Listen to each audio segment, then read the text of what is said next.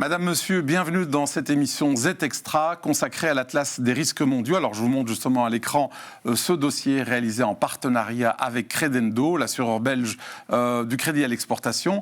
Et la thématique de cette émission, en tout cas ici, aujourd'hui, c'est la guerre des monnaies. On va d'abord démarrer en posant la question aux deux experts qui m'entourent. Est-ce qu'il y a une guerre des monnaies? Est-ce qu'elle affecte surtout le dollar? Qu'en est-il de l'euro? Comment réagit-il? Que se passe-t-il avec les Chinois qui essayent peut-être de se dédollariser, si je puis me permettre l'expression? Et puis qu'en est-il aussi de cette guerre qui est larvée, si je puis dire, de cette monnaie digitale qu'on appelle le stablecoins? D'abord, on va vous expliquer de quoi s'agit-il et en quoi c'est important. Et puis on parlera, si on a un petit peu le temps, quand même aussi des crypto-monnaies qu'on devrait peut-être plutôt débaptiser, appeler crypto-actifs, vu qu'ils ne sont pas très stable, c'est le moins qu'on puisse dire. Alors pour en parler, j'ai la chance d'avoir dans ce studio à ma gauche Nabil Gigakli, député CEO donc, de Credendo. Bonjour Nabil. Bonjour. Bonjour ami. Et puis évidemment notre ami Bruno Coleman que vous connaissez sur cette chaîne puisqu'on le voit régulièrement, qui est économiste bien connu et aussi professeur d'université. Alors je vais démarrer avec vous Nabil. Première question, on parle de guerre des monnaies, c'est la thématique de cette émission, mais est-ce qu'il y a d'abord une guerre des monnaies? Je crois que c'est allé un peu vite en besogne. Ce qui est en tout cas certain, c'est que avec l'arrivée du nouveau président américain, il y a eu une déclaration très forte de sa part de vouloir quelque part rétablir le déficit de la balance commerciale américaine. Alors ça se traduit par plusieurs choses. La première, la guerre des tarifs, des tarifs douaniers. Oui. Et la deuxième chose, effectivement, pour les monnaies. Les monnaies, c'est plus subtil. Il est en tout cas indéniable que depuis le début de l'année, le dollar a diminué de 13% par rapport à la plupart des monnaies internationales. Donc il y a une chute. Alors cette chute, elle est à la fois, à mon sens, due à des éléments conjoncturels et des éléments structurels. Pour les éléments structurels, il est certain que la dette américaine, on a un peu conscience, on le dit peu souvent, mais elle est au-delà de 120% du PIB. Oui, elle est énorme, elle ne fait que grandir.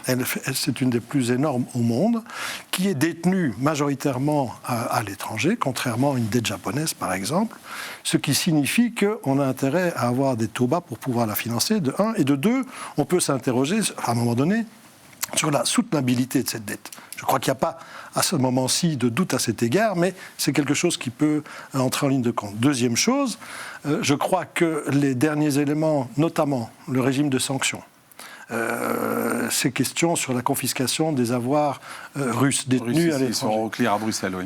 Ça veut dire que pas mal de banques centrales ou de pays cherchent finalement à diminuer leur dépendance vis-à-vis du dollar, se reportent par exemple sur l'or, de manière à être moins sensibles à ça.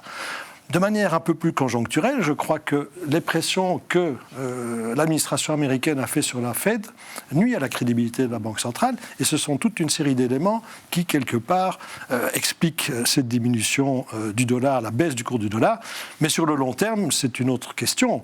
Les fondamentaux du dollar restent effectivement très solides, très attractifs. Un basculement du dollar vers une autre monnaie, finalement, utilisée dans le commerce mondial, prendra des années. Du jour encore aujourd'hui. C'est une tendance qui prendra des années si elle se réalise. Alors on y reviendra. Alors je rebondis sur ce que vient de dire Nabil. Il dit effectivement que c'est l'intérêt des États-Unis, vu qu'ils ont une dette colossale, une dette publique colossale, d'avoir des taux d'intérêt très faibles, c'est normal. Mais si moi je suis détenteur étranger, j'ai justement envie que le taux d'intérêt soit plus élevé, pour rémunérer le risque de détenir une dette publique quand même avec des déficits qui ne font qu'augmenter. Oui, mais je voudrais d'abord rebondir sur ce que Nabil a dit. En fait, on a vécu pendant 80 ans dans un monde occidental, de domination occidentale, quasiment unipolaire, avec le dollar qui était la devise de référence. Pourquoi ? Parce que les Américains étaient capables d'intervenir militairement partout dans le monde. C'est l'armée américaine qui garantissait le dollar. C'est le parapluie américain. Voilà. Aujourd'hui, c'est un monde qui est multipolaire, avec des émergences de nouveaux écosystèmes comme la Chine. Donc, immanquablement, le rôle du dollar va baisser progressivement, par érosion, pas brutalement. Et il est clair que la dette américaine est trop importante par rapport à la réalité de la population américaine et même de sa place dans l'économie mondiale. Les Américains pouvaient forcer leurs partenaires économiques à financer leur déficit commercial et budgétaire. Aujourd'hui, des pays s'y refusent, comme la Chine, qui progressivement se dédollarise lentement, en investissant en or ou dans d'autres devises. Et le problème des Américains, évidemment, c'est qu'ils veulent une monnaie très faible pour que ce soit la monnaie de réserve du monde. Pourquoi ? Parce qu'une monnaie de réserve doit être abondante. Une monnaie abondante ne peut être que dévaluationniste. Et ça veut dire en même temps que cette devise ne peut pas être destinée à être thésauriser. Donc ils veulent des taux d'intérêt bas pour favoriser le financement de la dette américaine et sa diffusion dans l'économie mondiale. Mais est-ce qu'on peut partir aussi du principe que Donald Trump veut un dollar faible parce qu'il part du principe qu'il est surévalué et que c'est une des raisons qui a causé les délocalisations d'entreprises américaines vers l'Asie du Sud-Est? Probablement. Ça fait partie de son plan. Ça fait partie de son plan. Réindustrialiser, remettre des emplois aux États-Unis, diminuer les importations venant en particulier de la Chine, ça fait partie d'un ensemble. Donc il y a une volonté claire quand même de déprécier le dollar. Mais de là à pouvoir influer directement sur le cours du dollar, c'est toute une série d'éléments qui rentrent en ligne de compte. Oui, mais il y a une ambiguïté, il y a un point de fragilité. C'est-à-dire qu'effectivement, Trump veut un dollar faible, il va mettre la Federal Reserve sous son contrôle avec l'objectif de diminuer les taux d'intérêt pour affaiblir le dollar. Mais il ne peut pas trop affaiblir le dollar parce que sinon ça va empêcher des entreprises non américaines d'investir aux États-Unis pour éviter notamment les droits de douane, au motif que si moment le dollar se déprécie, le rapatriement de dividendes, de résultats dans ces entreprises situées aux États-Unis vers le reste du monde sera pénalisé. Donc il faut garder un dollar qui soit lentement en dévaluation. Faible, mais pas trop faible. Donc c'est vraiment... Sans brutalité. Oui, c'est un boulot d'artisan, si je puis dire, d'orfèvre plutôt. Voilà. Alors je vous regarde aussi, Nabil, le rôle de votre institution que vous co-dirigez aussi, c'est d'aider les exportateurs belges à se frayer un chemin dans l'exportation mondiale, etc. Or ici, on a l'impression qu'avec la dépréciation du dollar auquel vous avez fait allusion tous les deux, plus les droits de douane, c'est un peu la double peine pour l'exportateur belge. C'est-à-dire qu'il faut voir comment ça se passera en réalité. Les droits de douane, actuellement, on était aux alentours de 3 ou 4%. Si on reste dans les chiffres qu'on avance maintenant, on passera à 15%. Il faut voir aussi ça à l'échelle globale, parce que certains pays, clairement, les tarifs douaniers sont utilisés par l'administration américaine comme un outil politique. C'est une arme. Finalement, que je vais enclencher si un pays comme l'Inde, à un moment donné, ne fait pas ce que je dis et stoppe l'importation, ne stoppe pas l'importation de pétrole. À ce moment-là, je monte les taux à 50. Bon, en ce qui concerne l'Europe, on est arrivé à quelque chose de plus élevé qu'auparavant, mais quand même relativement gérable. Vous parlez des 15%. Des 15%. Et puis, certaines industries sont exclues de ça. Et puis, ça peut encore basculer à un moment ou à un autre. Donc, le problème, à mon sens, pour les exportateurs, c'est l'incertitude. C'est savoir qu'un jour, je suis sous telle règle qui peut être modifiée le lendemain. Ça a été un peu, à mon avis, la raison pour laquelle la commission von der Leyen a accepté au mois de juillet assez rapidement un deal, plutôt que de rentrer dans une confrontation que les Chinois, eux, ont fait. Et lorsqu'on regarde le résultat de la confrontation que les Chinois, le bras de fer, finalement, que les Chinois ont établi, ils sont sortis plutôt vainqueurs. Vous parlez des Chinois, là. Les Chinois, par rapport dans ce débat. Et ils ont les terres rares aussi. Parce qu'ils ont des moyens que nous n'avons pas. Exactement, Amit. Ils ont des armes qui sont beaucoup plus puissantes qu'en 2016. Alors, donc ils peuvent dire non. Nabil a fait allusion au fait que les États-Unis, l'Amérique, et en l'occurrence Donald Trump, utilisent aussi le dollar comme un outil de sanction, comme une arme économique, etc. Est-ce que ça n'est pas en train de pousser un certain nombre de pays, dont notamment la Chine, qui est une deuxième puissance économique, à essayer de sortir de l'orbite du dollar, de se dédollariser, comme on dit, et de pousser, et là peut-être Nabil reviendra aussi là-dessus, et pousser d'autres pays du sud-est asiatique à suivre une sorte de bloc chinois? Oui, les Chinois sont en train de faire plusieurs choses. D'abord, se dédollariser, mais lentement, parce que comme ils sont exportateurs vers les États-Unis, ils ne peuvent pas non plus ne pas accumuler des dollars qui sont le reflet de leurs exportations. Mais je pense qu'au sein des banques centrales, ils veulent absolument changer de référentiel, d'où les achats d'or massifs qui ont été faits par différents pays. Mais il n'y a pas que ça. Ce que les Chinois sont en train de faire, c'est créer un nouvel écosystème monétaire avec d'autres pays, avec le renminbi ou le yen, qui soit la devise de référence, avec des chambres de compensation. Donc ils sont en train de refaire un mini Euroclear, un mini Swift en Asie. Et c'est ça le véritable danger. Donc c'est plutôt l'infrastructure et le protocole autour de la devise chinoise qui est important, plutôt que simplement le fait d'avoir acheté de l'or à la place du dollar. Et ce n'est que logique d'ailleurs. On ne peut pas imaginer que ce pays qui est déjà maintenant la deuxième puissance mondiale, tout d'un coup reste dépendant d'une devise qui n'est pas la sienne. Donc, c'est inimaginable. Voilà. Donc il il y a un changement qui est progressif, et ça explique, à mon avis, alors d'autre part, que les Chinois ont acheté de l'or. Pourquoi ? Parce qu'ils sont très inquiets à un moment d'un décrochage du dollar. Je ne crois pas qu'il sera brutal, mais on l'a constaté cette année-ci, il y a eu une dépréciation quand même significative, d'à peu près, enfin, de plus de 10%. Donc, ce qui veut dire que les Chinois se disent que si un jour il y avait quand même une dépréciation plus importante, ce serait vraiment au détriment de leurs propres économies. Donc, ils veulent restabiliser leur monnaie. Et je ne serais pas étonné qu'un jour, les Chinois peut-être réadoptent un étalon or, en tout cas pour une partie de la garantie de la monnaie. Ils ont des actifs, notamment la dette, libellée en dollars, donc ils doivent aussi faire très attention. Absolument. Parce qu'ils peuvent se tirer une balle dans les pieds. Voilà. Le seul danger, ce qu'il y a, c'est qu'il faut que la devise chinoise devienne totalement convertible. Ce qui n'est pas encore maintenant. Nabil, vous voulez C'était le point que je voulais dire. La grande faiblesse dans la stratégie chinoise qui a débuté il y a une quinzaine d'années, c'est qu'il y a toujours un contrôle d'échange. Alors si on regarde la réalité, et donc ça freinera la montée de la prépondérance de la monnaie chinoise. Maintenant, si on regarde aujourd'hui la réalité, 80% des transactions en trade finance se font en dollars. Les réserves de change dans le monde sont au-dessus de 50% en dollars. Les transactions par SWIFT se font à 45% en dollars. Donc il y a toute une série d'éléments qui font que le dollar reste prépondérant, mais je suis d'accord avec Bruno. Il y a un phénomène d'érosion, et comme chaque phénomène d'érosion, ça prendra du temps, mais la tendance est là.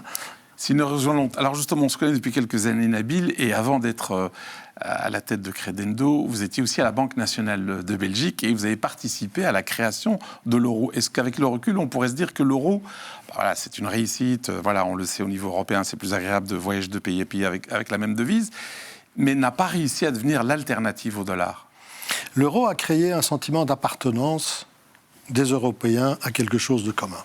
Malheureusement, ça s'est arrêté à la monnaie unique.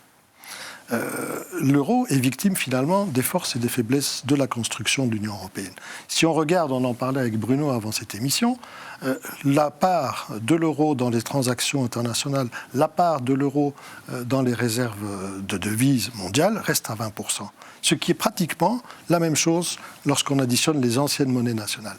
Donc, sur le plan de la création, c'est une réussite. Sur le plan de sa mise en œuvre, de son utilisation, c'est une réussite. Sur le plan d'expansion internationale, ça l'est moins. Pour une raison assez simple, c'est que l'Union européenne reste encore une fédération d'États.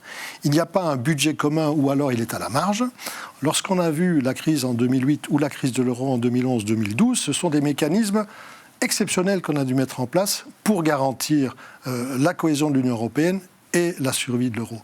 On est chaque fois dans des cas où on doit faire une espèce d'architecture constitutionnelle pour arriver à intervenir, et donc ça nuit à l'attractivité d'un continent qui reste quand même sur le plan commercial le premier continent en termes d'échanges commerciaux mondiaux. Et l'affaire des avoirs russes gelés à Bruxelles chez Euroclear n'arrange pas non plus les choses. Ça jette aussi un discrédit sur... alors peut-être pas sur l'euro, mais en tout cas sur... Ça rentre dans le phénomène plus large des monnaies occidentales, finalement. Parce que le pouvoir du dollar et de son pouvoir d'extraterritorialité est exorbitant. Dans le cas qui nous préoccupe, ce serait quand même la confiscation d'avoirs d'une banque centrale. Alors, on l'a fait avec des pays comme l'Irak il y a 20 ans.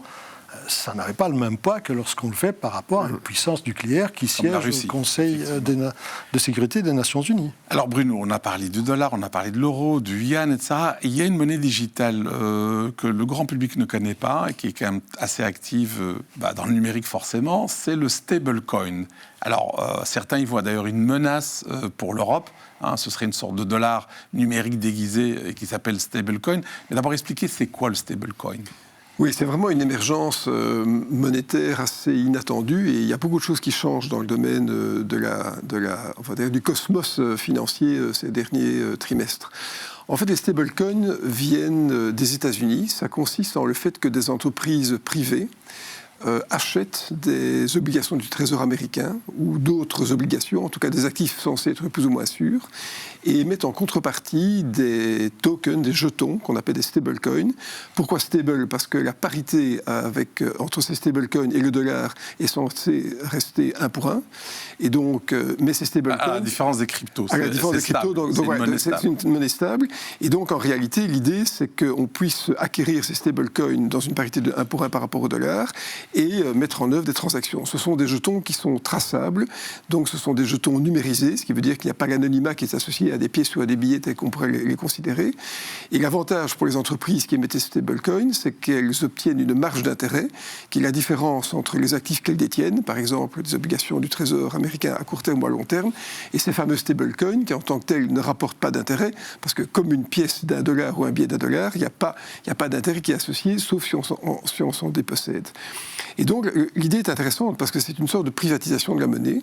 Et l'idée des Américains, contrairement à la Chine ou à l'Europe, qui est de développer des monnaies numériques de banque centrale, c'est de déléguer au secteur privé cette nouvelle émission monétaire et donc de permettre d'avoir un canal pour financer la dette publique américaine.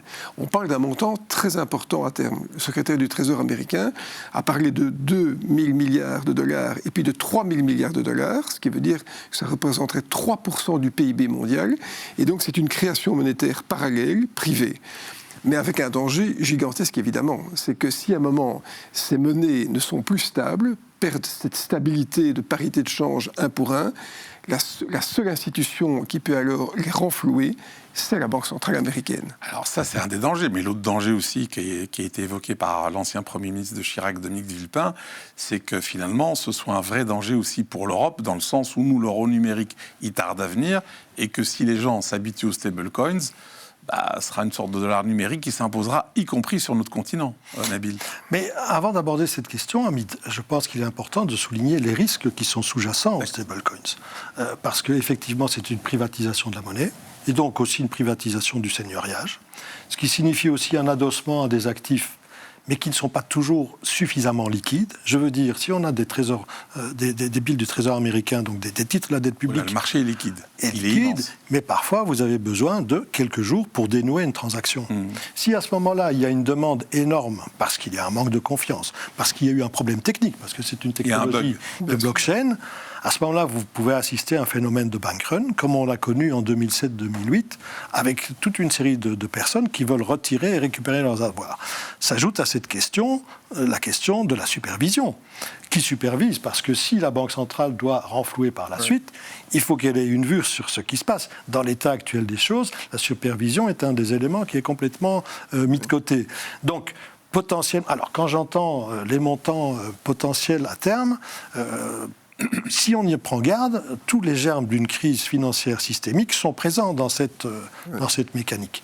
Alors les Européens sont un peu, plus timides, plus froids par rapport à ça, sans doute pour ces raisons-là, parce qu'aussi la privatisation de la monnaie doit sembler plus difficile en Europe, et donc la Banque centrale européenne a cette intention de créer cette stablecoins. Mais ça prend du temps. Mais le particulier qui nous regarde en ce moment pourrait aussi s'inquiéter en vous écoutant tous les deux, en disant, voilà, on parle de monnaie digitale. Bruno, vous avez parlé à un moment donné de traçabilité, donc quid de ma confidentialité. Et question encore subsidiaire, est-ce qu'il y aura encore du cash demain après-demain, puisqu'on sait que c'est le dernier espace de liberté? Oui, il y aura encore du cash. En tout cas, en Europe, la Banque centrale européenne l'a confirmé. Mais ce qui est intéressant de voir, c'est qu'au niveau mondial, il y a vraiment 3 modèles qui sont en train de se développer, ce qui montre que les choses bougent. Les Chinois ont développé des monnaies banque centrale, donc c'est la banque centrale chinoise qui peut tracer sa monnaie parce que, en fait, ils vont progressivement passer d'une monnaie, on va dire, fiduciaire à une monnaie vraiment digitalisée complètement. Les Américains privatisent une partie de leur monnaie. Les Européens sont au milieu, un peu dans un no man's land. Comme d'habitude. Parce que la monnaie centrale, la monnaie banque centrale de la BCE est dans les limbes. Elle ne sera pas active avant 4-5 ans et les banques la réfutent. Certaines banques, d'ailleurs, ce sera trop tard. Certaines banques veulent lancer elles-mêmes leur stablecoin pour s'opposer à l'initiative de la Banque centrale européenne.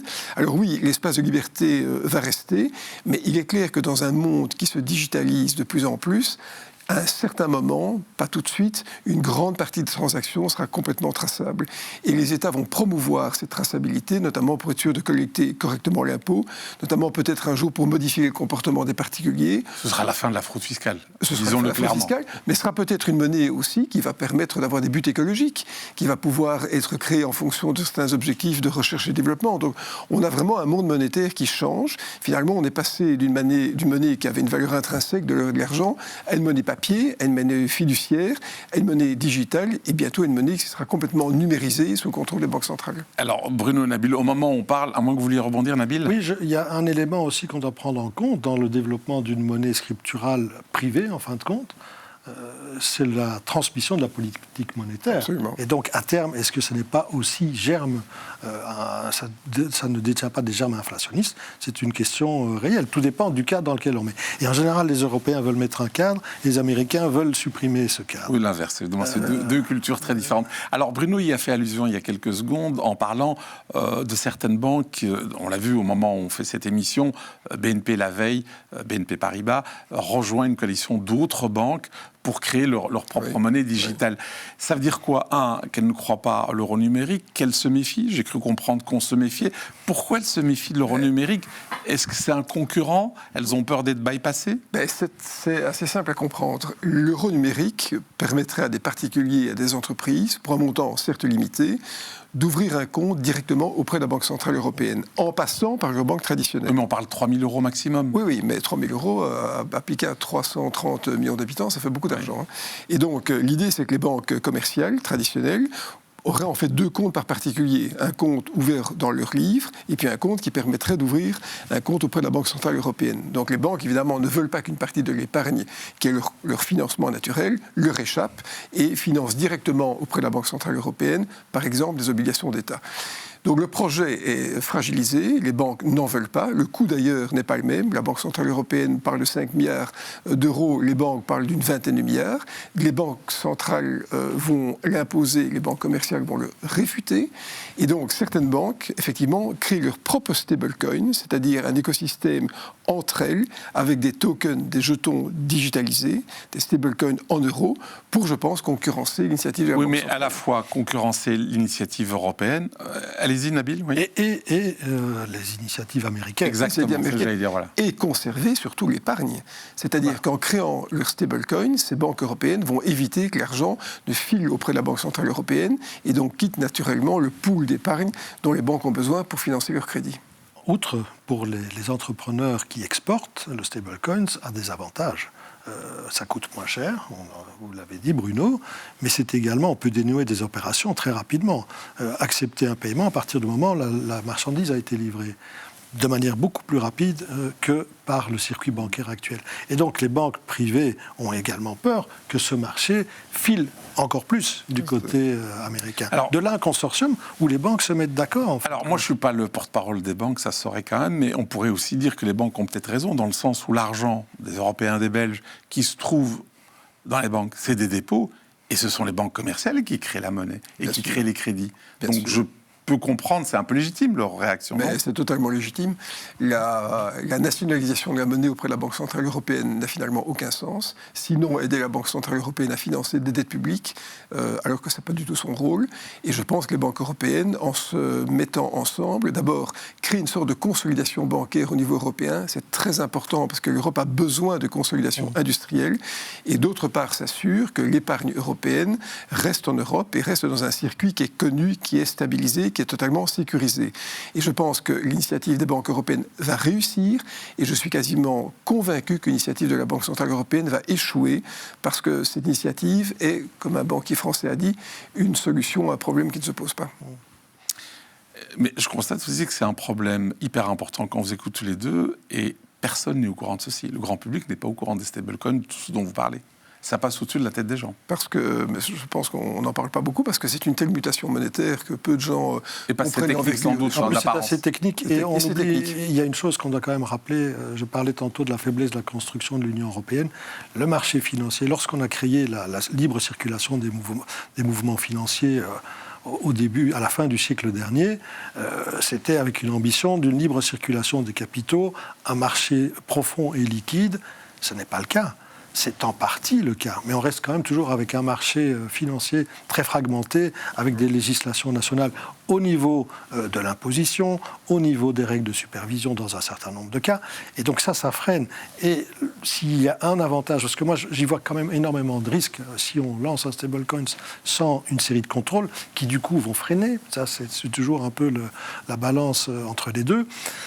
Mais c'est une des réponses qui va permettre, un des points positifs, c'est effectivement renforcer ce marché financier européen. Mais c'est de nouveau un sujet hyper technique, mais qui touche tout le monde et pour lequel il n'y a pas de débat public. Il n'y a pas de débat public parce que l'initiative est privée, mais il est clair que la Banque centrale européenne aurait dû susciter un débat public et parlementaire et démocratique, parce qu'il ne faut pas oublier que la monnaie, c'est le symbole régalien le plus abouti, et que finalement, c'est le fluide naturel de l'économie. Donc voilà, on est dans un monde qui change. Alors malheureusement, on arrive au terme de cette émission. Je voudrais quand même vous poser une question, parce qu'on a parlé des monnaies dures, des monnaies pas molles, mais en tout cas numériques, etc. Et on a oublié non, c'est juste une question de temps, des crypto-monnaies qui intéressent effectivement surtout les plus jeunes qui nous regardent et qui pensent, ou qui, encore légitimement aujourd'hui, que ça va remplacer les monnaies et que les monnaies classiques sont ringardes. Là, on a vu que les cryptos, en tout cas la reine des cryptos, le Bitcoin, est monté jusqu'à 126 000 $ à un moment donné. Au moment où on fait cette émission, c'est en dessous de 80 000. On a dépassé ce plancher-là. Est-ce que vous dites que ça va peut-être remonter, ou vous dites que c'est la preuve que ces crypto-monnaies, en fait, sont plutôt des crypto-actifs et en fait, c'est la preuve que ce sont des actifs financiers d'investissement. Je ne suis pas toujours sûr de comprendre la logique qu'il y a derrière. Mais force est de constater que c'est une manière facile d'investir, de gagner beaucoup d'argent, puis d'en perdre. Mais une chose est certaine, c'est un actif extrêmement fluctuant et risqué. Et moi, j'ajouterais à ça que je ne pense pas qu'à un horizon de 5 à 10 ans, les bitcoins et autres puissent avoir une vie autonome. Parce que les États qui maintenant mettent en œuvre des initiatives monétaires nouvelles ne vont jamais tolérer de voir leur propre devise être en concurrence avec des crypto-monnaies. Jamais. Un État doit lever l'impôt et s'endetter dans sa propre monnaie. La monnaie à cours légal, c'est-à-dire que c'est la loi qui lui donne une certaine valeur, et jamais ces crypto-monnaies n'auront cours légal. Ce qui veut dire que ce seront des actifs très spéculatifs, mais je pense que le degré de confiance, ou on va dire de séduction qui leur est associé, va diminuer avec le temps. Il ne me reste plus qu'à vous remercier tous les deux, à la fois pour votre temps et puis votre partage d'expertise. Et mon collègue Olivier Mouton vous retrouvera la semaine prochaine pour une autre édition d'un Z Extra. Merci 1000 fois.